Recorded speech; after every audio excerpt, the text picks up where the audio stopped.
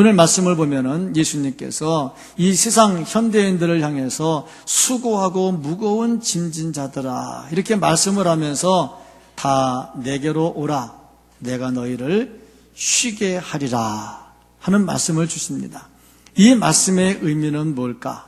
과연 이 말씀을 통해서 주께서 우리에게 주시고자 하시는 것은 무언가? 그 말씀을 따라가서 참된 쉼을 얻을 수 있는 우리 모두가 될 수 있기를 주님의 이름으로 간절히 축복합니다. 이 말씀을 통해서 우리가 볼 수 있는 것은 안식이 왜 사라졌느냐 하는 겁니다.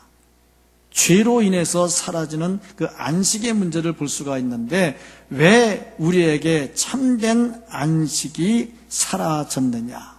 왜 우리가 무거운 죄의 짐에 눌려서 살아야 되느냐? 우리가 눌려 살고 있는 무거운 짐이란 도대체 어떤 것이냐? 오늘 말씀을 통해서 우리가 여러 가지로 묵상하는 가운데 우리에게 무거운 짐이 되는 게 뭘까? 그리고 생각을 해보니까 어떤 때는 이 건강, 질병의 문제가 우리에게 무거운 짐이 되는 것을 볼 수가 있습니다. 뜻하지 않게 병에 걸려서 고생을 하면서 온 가족이 매달려가지고 힘들어 쩔쩔맵니다. 이게 무거운 짐이 될 수가 있습니다. 그런가 하면 물질로 인해서 무거운 짐을 지고 사는 사람들도 있습니다. 좋은 마음으로 남 신용을 보증해 줬는데 그게 덤탱이가 돼가지고 돌아와서 내가 다 뒤집어 써가지고 고생을 하기도 하고 또 집안의 문제가 해결되려면 많은 돈이 필요한데 돈이 없어서 고생해서 무거운 짐이 되기도 합니다. 그런가 하면 부부간의 갈등이 무거운 짐이 되기도 합니다. 다들 사랑해서 좋아서 잘 살려고 결혼을 했는데 생각과 달리 좋지 않은 일들이 일어나서 부부간에 갈등이 생기고 가정이 깨지는 위기가 오게 됩니다. 이로 인해서 그들에게 속한 자녀들 덩달아서 많은 아픔을 겪습니다. 이게 무거운 짐이 될 수도 있습니다. 그런가 하면 고부간의 갈등의 문제로 무거운 짐을 지기도 하고 또 청년들의 문제는 학교를 졸업하고 취업을 해야 되는데 이게 쉽지가 않아요. 청년 실업률이 높아지다 보니까 참 경쟁이 치열해지고 힘들어집니다.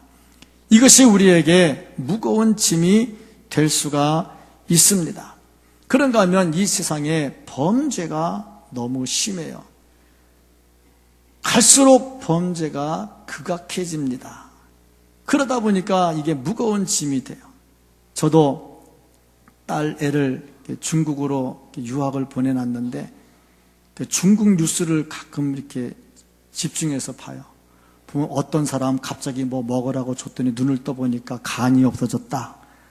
어때다 보니까 뭐 위를 잘라버렸다. 그런 소리 들으면 나도 참 은근히 짐이 돼요. 그 전화도 한번 또 해보고 절대 밖에 나가지 마라.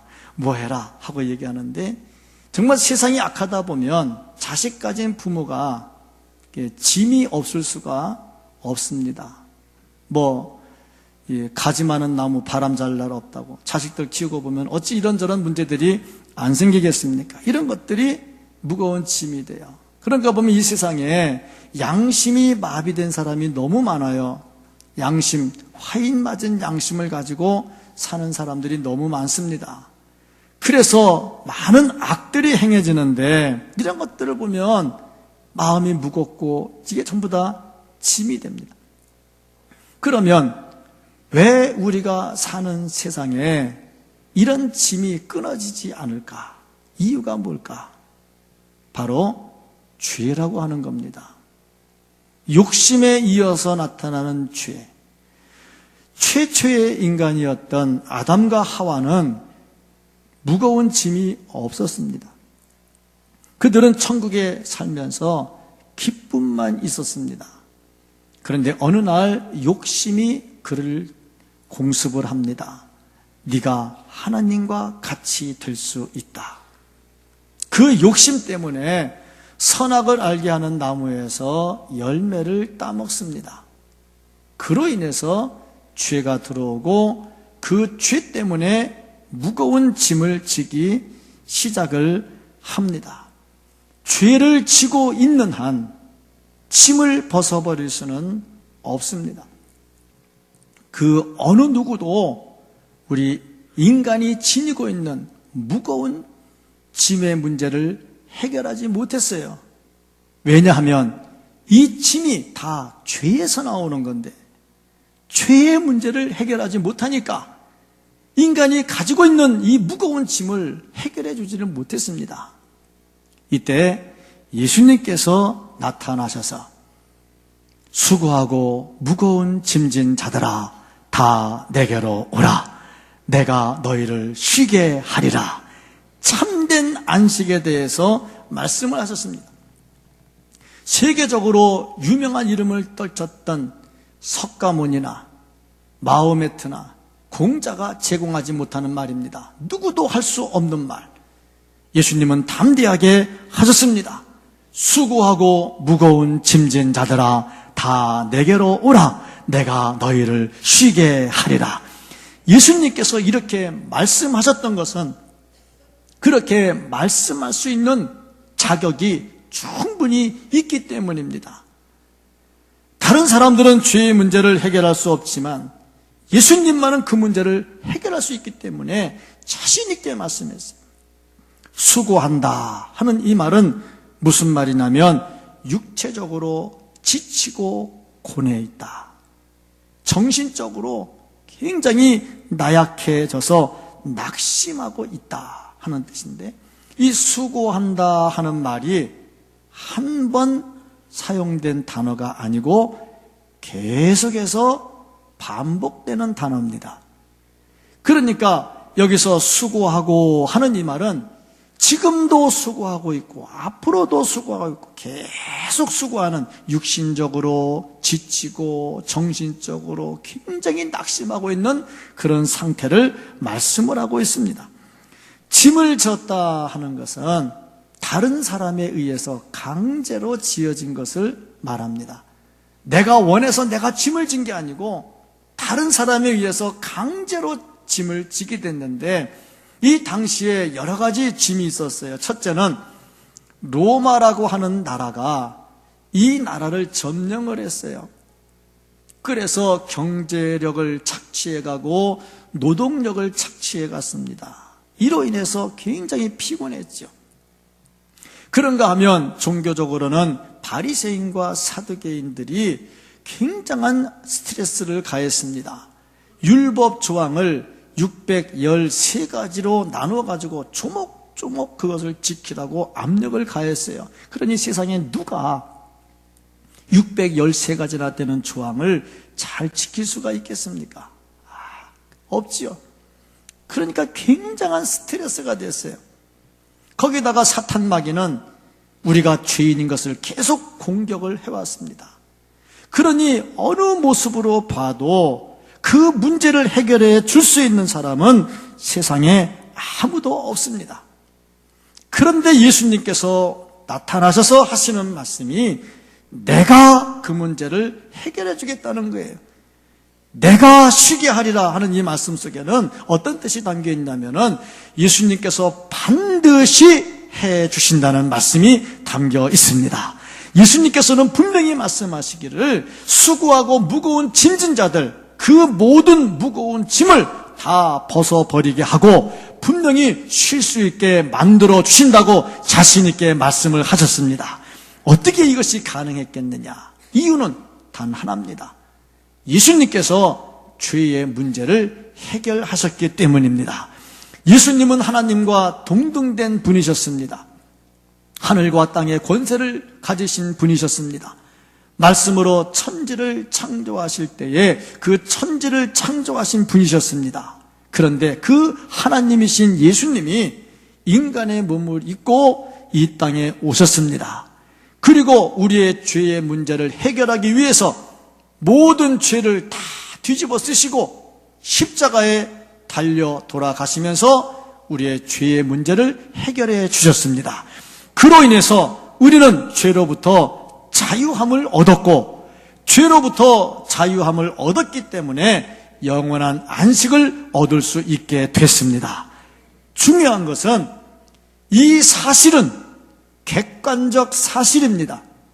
객관적 사실이 주관적 사실이 될 때에 이게 나에게 참된 안식을 가져다 줄 수 있는 것이지, 아무리 객관적 사실이라 해도 주관적으로 내가 받아들이지 않으면 나에게는 아무런 상관이 없는 말입니다. 우리말에 부뚜막에 소금도 넣어야 짜다 하는 말이 있어요. 아무리 소금이 좋아도 넣지 않으면 간을 맞출 수가 없습니다. 예수님께서 우리의 죄를 위해서 십자가에 달려 돌아가셨다. 내 죄를 대속하셨다. 내가 그 예수 그리스도 안에서 참된 자유를 얻을 수가 있다. 안식을 누릴 수가 있다. 그걸 내가 아무리 안다고 해도 내 마음속에 예수님 영접이 안 되면 그 사실은 아무 소용이 없다, 이 말입니다. 예수 그리스도께서 우리에게 참된 안식을 주시고자 하실 때에 내가 인격적으로 예수님을 만나야 주께서 주시는 참된 안식을 얻을 수가 있습니다. 교회 처음 나와서 아무것도 모르는 사람이라 할지라도 예수님을 만나서 예수님을 내 마음속에 모시면 참된 안식을 얻을 수가 있습니다. 교회에 10수년 나오고 수십 년 나왔어도 예수님에 대해서 많이 듣고 있어서 알고 있어도 그 예수님이 내 마음속에 내 주인이 되지 못하면, 내가 인격적으로 예수님을 만나지 못하면 이 안식을 얻을 수가 없다는 사실입니다. 내가 예수님을 만나야 합니다. 현장에서 간음하다가 여인이 잡혀왔습니다. 사람들은 그 여인을 죽이려고 손에 돌멩이를 들고 때려 죽이려고 하면서 예수님께 물어봅니다. 이 여자를 죽일까요, 말까요? 참 이 여자의 운명도 난감했지요. 예수님의 말 한마디에 죽느냐 사느냐가 달려있지요. 근데 이 말씀도 가만히 보면 좀 문제가 좀 있어요. 왜냐하면 간음을 했으면 잡아오려면 두 놈 다 잡아와야죠. 남자는 어디 갔어요, 그래? 이걸 보니까 모름지기 작전상 짜고서 무슨 이상한 짓들을 했던 것 아니냐 하는 추측을 하게 해요. 어쨌든 간에 여인의 입장에서는 굉장히 난감했습니다. 죽음이 바로 눈앞에 있었습니다. 그런데 예수님과의 만남이 이루어지죠. 예수님께서 말씀하십니다. 죄 없는 자가 먼저 돌로 치라. 사람들이 양심의 가책을 느끼고 하나씩 하나씩 다 돌아갑니다. 여자가 살아나게 됐지요. 새로운 삶을 출발하게 됐습니다. 어떻게 이게 가능했습니까? 예수님을 만났기 때문입니다. 예수님을 만나면 그 어떤 인생도 자기 앞에 있는 문제 때문에 수고하고 무거운 짐을 지고 고생하는 것이 아니라 그 모든 문제를 다 내려놓을 수 있습니다. 질병도 내려놓을 수 있고, 정신적 고통도 내려놓을 수 있고, 물질의 문제도 내려놓을 수 있고, 자식의 문제도 내려놓을 수 있습니다. 안진뱅이가 주님을 만났을 때 일어나는 역사가 일어났고, 보지 못하는 자들이 주님을 만나서 보는 역사가 일어났습니다. 중풍병 걸려서 꼼짝 못하는 자가 주님 만나서 일어서는 역사가 일어났습니다. 주님을 만날 때 모든 문제가 해결이 됩니다. 나에게 무거운 짐이 있느냐, 수고하고 무거운 짐이 있느냐, 그거보다 더 중요한 거, 내 앞에 계시는 예수님을 만났느냐. 수고하고 무거운 짐진 자들아 다 내게로 오라, 내가 너희를 쉬게 하리라 하시는 그 예수님의 음성을 듣고 예수님을 만났느냐 하는 겁니다. 만나면 모든 무거운 짐은 해결됩니다. 분명히 해결됩니다. 왜냐하면 예수님께서 말씀하시기를 내가 주리라고 그러셨거든요. 예수님의 말씀입니다. 말씀대로 될 줄로 믿습니다. 무거운 짐이 있으시거든 다 주님께 맡겨 놓을 수 있기를 주의 이름으로 축복합니다. 그러면 이렇게 주께서 우리에게 안식을 주실 때 우리가 해야 될 일이 뭘까? 물론 안식을 주시는 분은 주님이십니다. 그럼에도 불구하고 안식을 얻기 위해서 우리에게 해야 할 일을 주께서 말씀해 주셨습니다. 나의 멍에를 메고 나를 따르라. 이 말씀을 통해서 몇 가지를 볼 수가 있는데, 우리가 참된 안식을 얻으려면 첫째로 주님 앞에 모든 짐을 내려놓아야 된다 하는 겁니다. 주께서는 내가 지고 있는 무거운 짐이 뭔지 다 알고 계십니다. 그럼에도 불구하고 우리의 입으로 주님께 고백하기를 기다리고 계십니다. 몰라서 기다리는 것이 아니라 우리의 입에서 고백하기를 기다리고 있어요. 내가 지고 있는 고통의 멍에, 내가 안고 있는 슬픔의 마음, 그 모든 것들을 내 입으로 고백하면서 내려놓기를 기다리고 계셔요.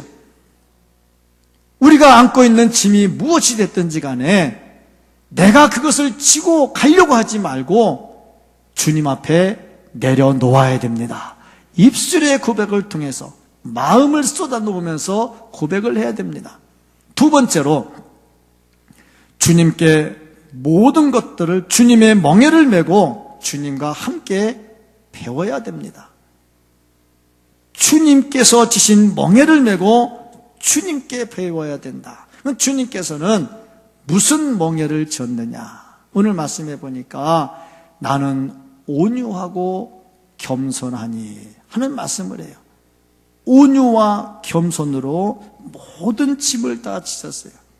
온유하다는 것은 친절하고 너그럽고 부드러운 것을 말하고, 겸손하다는 것은 높은 자리가 아닌 낮은 자리로 내려오는 것을 말하고 있습니다. 예수님은 하나님과 동등된 분이십니다. 예수님은 근본 하나님과 본체이십니다. 그런데 인간의 몸을 입고 이 땅에 내려오셨습니다. 낮고 천한 인간의 몸을 입고 내려오셨습니다. 이것이 바로 겸손입니다. 이런 겸손을 가졌기 때문에 십자가의 고통도 원망하지 않으시고 그걸 기쁨으로 다 짊어지셨습니다.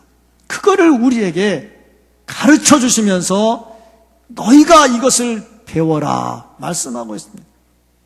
우리가 수고하고 무거운 짐을 지고 가면서 낙심하고 시험에 빠지는 이유가 무엇이냐? 내 마음이 온유하고 겸손한 주님을 따라서 배우지 않았기 때문에 그렇습니다. 온유하고 겸손하다면 내가 아무리 많은 일을 하다가 마음에 아픔이 생겨도 감당할 수가 있습니다. 왜냐하면 예수님이 그렇게 하셨거든요. 예수님이 하셨던 것처럼 내가 겸손한데 어찌 내가 시험에 빠지겠습니까? 열심히 교회 봉사하다가 시험에 들었다고 낙심하는 사람들이 가끔 나타나요. 이유가 뭐냐면 정말 겸손하게 예수님을 따르지 못했기 때문이다 하는 거죠. 예수님께서는 말씀합니다. 내 멍에를 메고 나에게 배워라.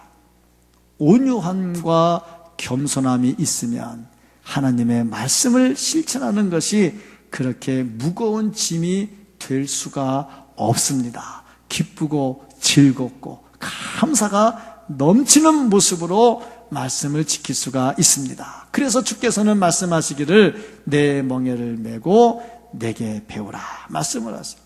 세 번째 비결이 있는데 주님께 완전히 다 맡기는 겁니다. 철저하게 맡기는 겁니다.